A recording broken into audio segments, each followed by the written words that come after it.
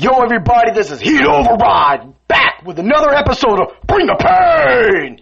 This week, I am reviewing the No Mercy pod. Not only is this my dude Tommy G's pod, but he's got a bunch of brothers and friends that do it with him. They bring the pain all the time. They talk conspiracies, betting.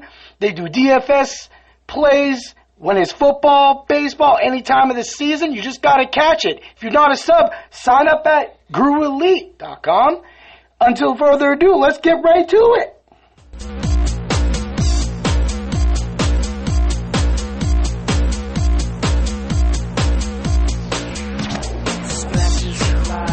All right, everybody, I'm back. That's right. It was almost a month. Man, I can tell you, a month goes fast when you're busy. And it's not even like I've been doing some crazy things. I've been painting, making these walls look great with, Chris Ray and Mini Override. But we're not here to talk about me today. We're here to talk about the No Mercy podcast. The No Mercy podcast is ran by Tommy G and a bunch of his friends, colleagues, whatever you may call them.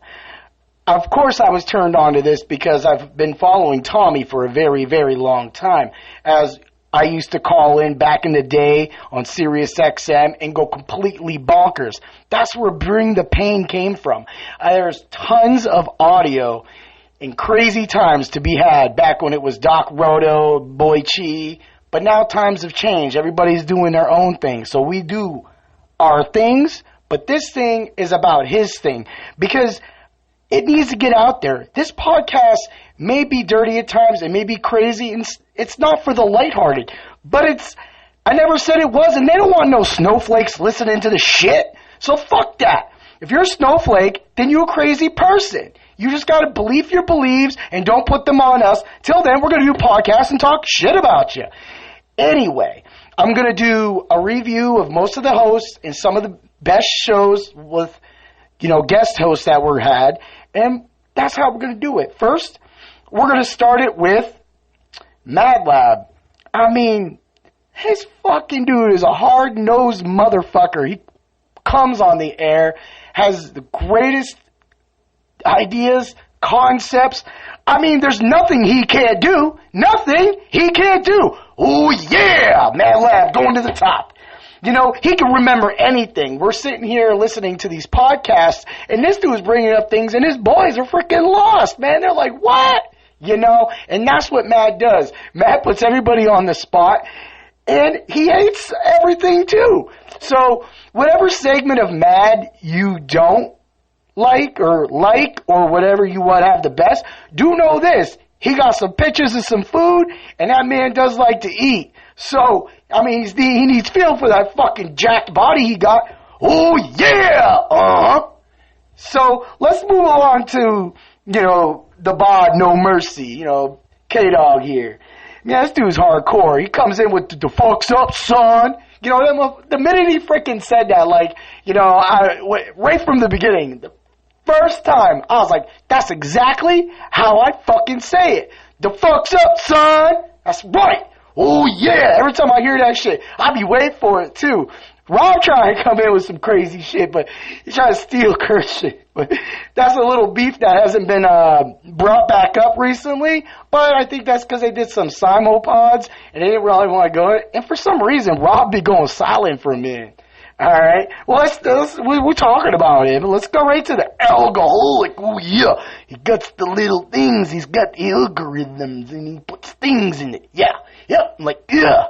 Teams and players, and it gives them a reading. Yeah. Oh, yeah. The alcoholic. Sometimes he's just lost. It's so funny. I love when Rob just starts talking. He's like, hey, you guys talking to me? Like this last episode. He didn't even know Tommy asked him a question. Fucking nuts. Freaking nuts.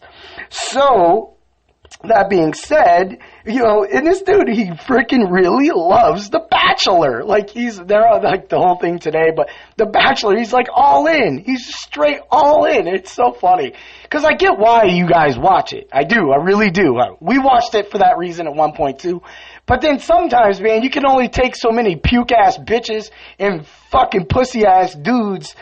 And just for the record, I think Rob secretly wants to jump fences. I really do. I think he admires that. He probably has that like on his phone as a meme. I'm surprised he ain't even made a meme out of that shit yet. Right? Anyway, let's move along to Sir Jeffrey Mines. Yo, I spit a rhyme about this dude, man. He's the Tommy calls him the thriller gorilla, you know. But this dude smashes donkeys and yells at people, and he's rightfully so. I will say this. If there's one dude I listen to, and I listen to a lot of people, but not so many, this dude knows his shit.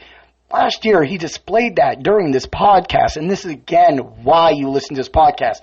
You don't why are you going to do anything else but listen to this man on Sirius XM? But no, listen to him on the pod, because he don't play them games. He holds that shit out from Sirius, because Sirius talks about the same shit all day long, 20 different hosts. Jeff don't give a fuck.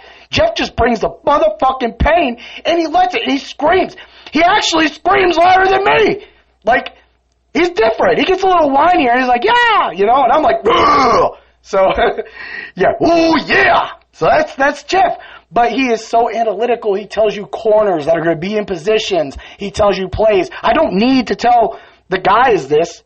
For the people who listen to this, they need to understand what he is speaking. To be around him sometimes or to listen to him, it's truly like a head coach speaking to you, and you can get that knowledge and apply it to Daily Fantasy Sports. So, we're going to go over some special guests. The last episode was Sports Cheetah. I just said, and I am mad at myself. The only other times I say, is when I say, all night, and I'm listening to Kiss. Dig it? So, Sports Cheetah Preston, man, that dude was on fire today. This episode, and I mean the one with Freeland and Mayo and Silva was really good. This, I think, was straight up no mercy. This wasn't even some mercy. This was like mercy.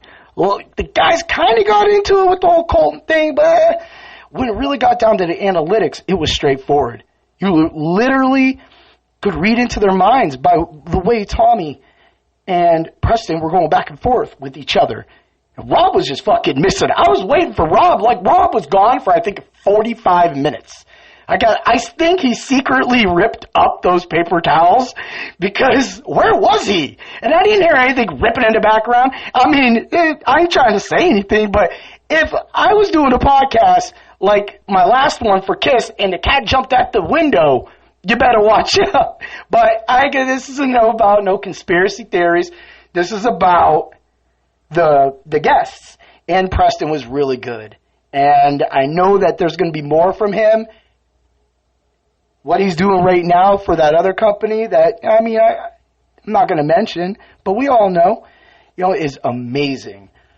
Pat Mayo, that long-ass podcast was fucking insane. They not only covered the betting, the plays, real life, how people feel. It was like the most all-around pod of them all. Like where Preston's was really serious today, this was like not as serious, but there was some seriousness to it. So we're going to move on. Evan Silva. This dude brought it. When this guy was on, like, it was just a fun podcast. Again, the analytics were there. Spot on everything. He's just a great analyst. And when he is on, it just sets off everything else in Tommy's mind, because Tommy's mind is like my mind, where there's always like shit flying around, like Bonker Zone and shit. And people like say something to us, and like all of it just goes to one point and goes, yeah. Know what I mean? And Cynthia Freeland was pretty good too. The funniest part about that podcast was her actually pulling Tommy on Tommy. It was funny because Tommy even mentioned, he's like, I'm just trying to be nice. I don't want to. And she's like pretty much calling him a bitch on his own podcast. So, hey, that's how I took it. And I listen to all the podcasts and do my own. So that's what I really liked. I like that back and forth. Every guest brought something to the table. Whether it be seriousness, all-aroundness, fun, or just straight calling dude out. That's what it's about.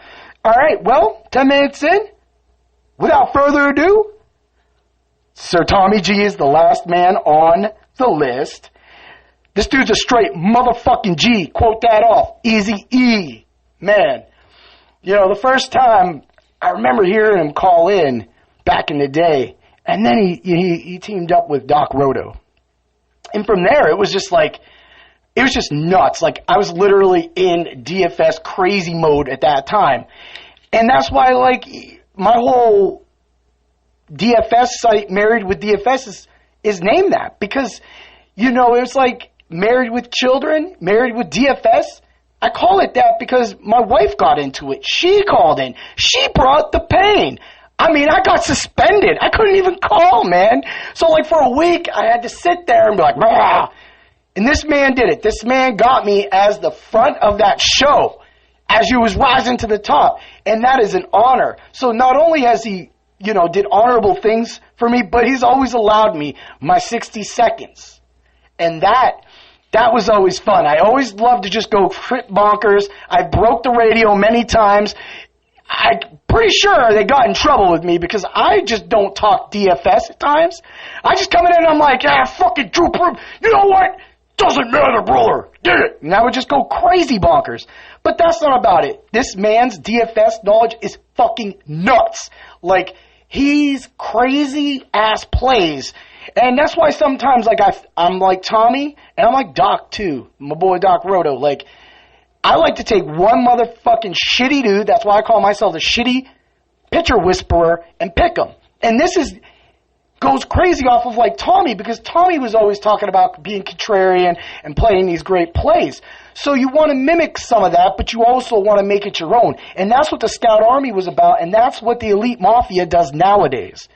And that needs to be understood, that the beginning was then, and right now, where Tommy is at is because of the hard work, the dedication, putting up with me screaming on the radio, getting kicked off by, you know, other people. This was insane handling me.